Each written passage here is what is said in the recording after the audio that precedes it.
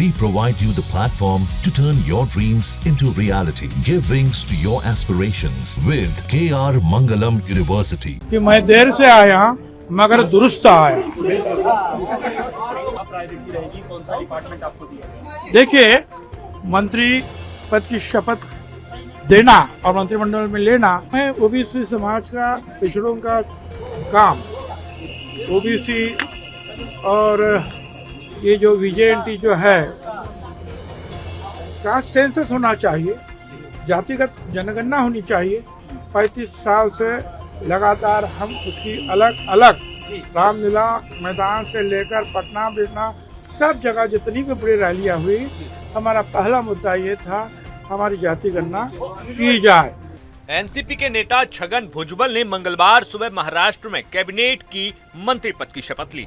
मंत्री बनने के बाद उन्होंने कहा कि अंत भला तो सब भला। लेकिन ओबीसी समुदाय से आने वाले छगन भुजबल ने ओबीसी के मुद्दे से लेकर ओबीसी आरक्षण पर जो बात कही वो काफी बड़ी मानी जा रही है, क्योंकि महाराष्ट्र में भाजपा की सरकार वापस से बनने के बाद जब सरकार के शपथ ग्रहण में पहले छगन भुजबल का नाम काट दिया गया था तो ये कहा गया था कि भुजबल को महाराष्ट्र में मराठा आरक्षण की मांग करने वाले मनोज जरांगे का विरोध करना भारी पड़ गया है, इसलिए उनका पत्ता कट गया। दरअसल भुजबल ने खुद दावा किया था कि नौकरियों और शिक्षा में मराठा समुदाय के आरक्षण की मांग करने वाले मनोज जरांगे का विरोध करने के कारण उन्हें कैबिनेट से बाहर रखा गया है।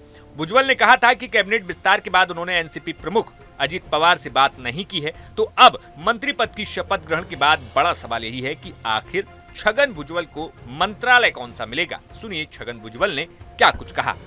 मंत्री पद की शपथ देना और मंत्रिमंडल में लेना, बाद में कौन सा है डिपार्टमेंट देना और आगे के कौन सी जो जिम्मेदारियां देना, ये पूर्णतः मुख्यमंत्री फडणवीस साहब के ऊपर निर्भर रहता है। वो जो उप मुख्यमंत्री है उन लोगों के साथ चर्चा करते हुए वो निर्णय लेंगे, वो हमको मंजूर है। इस तरह से भी देखा जा रहा है कि धनंजय मुंडे को जब निकाला गया है मंत्री पद से, उसके बाद फिर आपको लिया गया है, कहीं ना कहीं उस नजरिए से भी ये देखा जा रहा है, तो उसको लेके क्या कहेंगे? चलिए आगे। जिस प्रकार से समाज को महाराष्ट्र के न्याय मिला, ऐसे लोगों की भावनाएं क्या है? देखिए, मैं ओबीसी समाज का, पिछड़ों का काम, ओबीसी और ये जो वीजेएनटी जो है इसका जो काम जो है मैं 35 साल से करता हूँ। मैं कहाँ भी रहा हूँ, किसी भी स्थिति में रहा हूँ, वो काम मेरा कभी भी जो है बंद नहीं होता है। आपने देखा होगा कि कास्ट सेंसस होना चाहिए, जातिगत जनगणना होनी चाहिए। 35 साल से लगातार हम उसकी अलग अलग रामलीला मैदान से लेकर पटना बिरना सब जगह जितनी भी बड़ी रैलियां हुई, हमारा पहला मुद्दा ये था हमारी जाति गणना की जाए।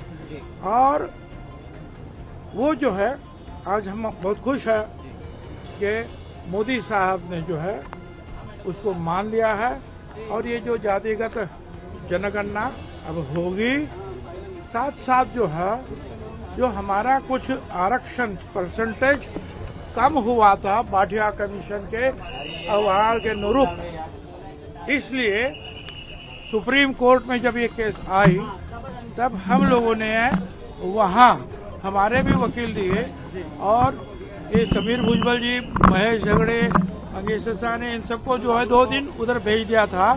वो इंदिरा जयसंघानी मैडम, फिर तुषार मेहता साहब, फिर जो हमारे गोपाल शंकरन जो है, वो सारे हमारे जो एडवोकेट है बड़े बड़े, उनसे सबसे मुलाकात की और जब ये सवाल आगे आया तो हमने ये बात रखी कि हमको अपना गया हुआ जो भी परसेंटेज है उस परसेंटेज ओबीसी का फिर से मिलना चाहिए। जो है हमारे न्यायमूर्ति महोदय साहब ने सबको पूछा, बोलिए इसके ऊपर कोई बोलना है कुछ, और सभी ने जो है हमारे कहने के ऊपर जो है सहमति दी और फिर ये निर्णय हुआ कि हमको पहले जैसा आरक्षण ओबीसी को महाराष्ट्र में मिलेगा। तो ये और एक हमारी जीत है, खुश है। दरअसल पिछले साल नवंबर में महाराष्ट्र में महायुति गठबंधन की सरकार बनी थी। हालांकि 77 साल के छगन भुजबल को मंत्रिमंडल में शामिल नहीं किया गया था, जिससे वो नाराज चल रहे थे। भुजबल ने महाराष्ट्र कैबिनेट में एनसीपी के दिग्गज नेता धनंजय मुंडे की जगह ली है। मुंडे ने मार्च में स्वास्थ्य कारणों का हवाला देते हुए खाद्य, नागरिक आपूर्ति और उपभोक्ता संरक्षण मंत्री पद से इस्तीफा दिया था। भुजबल को यही यानी कि खाद्य, नागरिक आपूर्ति और उपभोक्ता संरक्षण मंत्रालय मिल सकता है, क्योंकि इससे पहले वो 2 बार ये मंत्रालय संभाल चुके हैं। बता दें कि महाराष्ट्र के नासिक जिले के येवला से विधायक भुजबल का कई दशकों लंबा राजनीतिक करियर रहा है। वह राज्य में ओबीसी समुदाय के एक बड़े नेता हैं। भुजबल इससे पहले अलग अलग सरकारों में उप मुख्यमंत्री और कैबिनेट मंत्री के पद पर काम कर चुके हैं। पिछले साल दिसंबर में मुख्यमंत्री फडणवीस के मंत्रिमंडल विस्तार के दौरान उन्होंने मंत्री पद नहीं मिला था, जिससे वे नाराज थे। उन्होंने 17 दिसंबर को नागपुर में एक प्रेस कॉन्फ्रेंस में दावा किया था कि मुख्यमंत्री फडणवीस उन्हें मंत्री बनाने के पक्ष में थे, लेकिन एनसीपी अध्यक्ष अजित पवार ने इस पर कोई फैसला नहीं किया। फिलहाल छगन भुजबल को अब मंत्रिमंडल में जगह मिल गई है। ऐसे में देखना होगा कि छगन भुजबल के मंत्रिमंडल में आने के बाद एनसीपी और सरकार पर क्या प्रभाव पड़ता है। Bureau report, news nation. News nation अब व्हाट्सएप पर खबरों के ताजा अपडेट के लिए न्यूज नेशन के इस QR कोड को स्कैन करें।